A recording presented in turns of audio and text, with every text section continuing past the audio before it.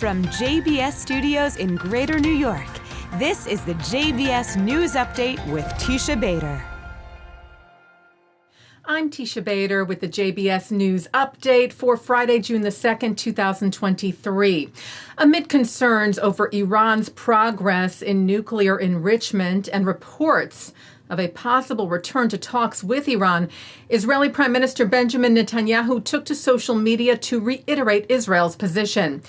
He said, "I have heard all of the reports about Iran. I have a sharp and clear message for both Iran and the international community. Israel will do whatever it needs to do to prevent Iran from obtaining nuclear weapons." The Times of Israel said Israel's Security Cabinet would meet on the issue next week and cited Israel's Channel 12 saying that Netanyahu would meet with Defense Minister Yoav Gallant this Sunday on the matter. U.S. Special Presidential Envoy for Climate Affairs, former Secretary of State John Kerry, is in Israel. Kerry met today with Israel's Minister of Energy and Infrastructure, Yisrael Katz, in Jerusalem, discussing environmental projects, including the promotion of the Prosperity Green projects to purchase electricity from Jordan and Prosperity Blue to sell water to Jordan. The ministry saying the two discussed the strategic cooperation of the State of Israel with the United States, the United Arab Emirates, and Jordan. Katz said, "I thank John Kerry for his willingness to promote the prosperity agreements towards a historic signing between Israel, the U.S., the UAE, and Jordan. The historic Abraham agreements," he said, "prove the strength of the State of Israel in the region and the enormous potential that lies in these agreements for the prosperous future of the Middle East." We reported to you last month about the record-breaking auctioning of the earliest, most complete Hebrew Bible, the Codex Sassoon, that sold for just over $38 million. The funds provided by philanthropist and former U.S. ambassador to Romania, Alfred Moses, who then donated the Bible to the Anu Museum of the Jewish People, Beit HaTfutzot, in Tel Aviv. Well, this week, Moses, surrounded by his family and friends, got to actually see the acquisition at Sotheby's, where it was sold on May the 17th.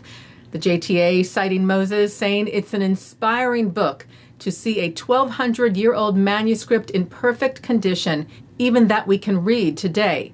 It's quite amazing, and we're the beneficiaries of it. Regarding the donation to the museum, he said, "It's the Museum of the Jewish People, and I wanted the Codex to go to the Jewish people."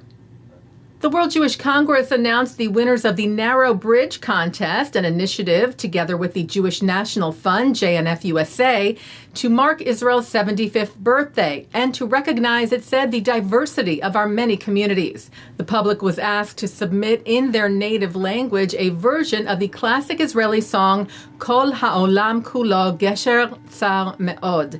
The whole entire world is a very narrow bridge. Submissions were received from across the globe in Afrikaans and Tsonga, Indonesian and Ukrainian, to name just a few.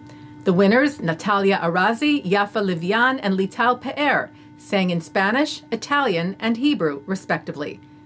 The World Jewish Congress wrote, "This project is about using our voices to celebrate the mosaic of Israel, showing that music can bridge divides and bring people closer together."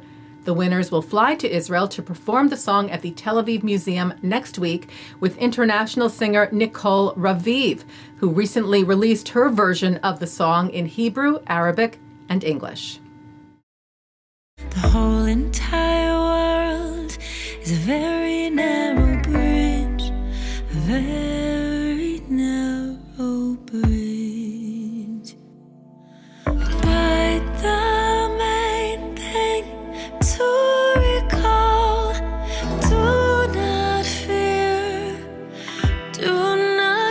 at all. But the main thing to recall, do not fear at all.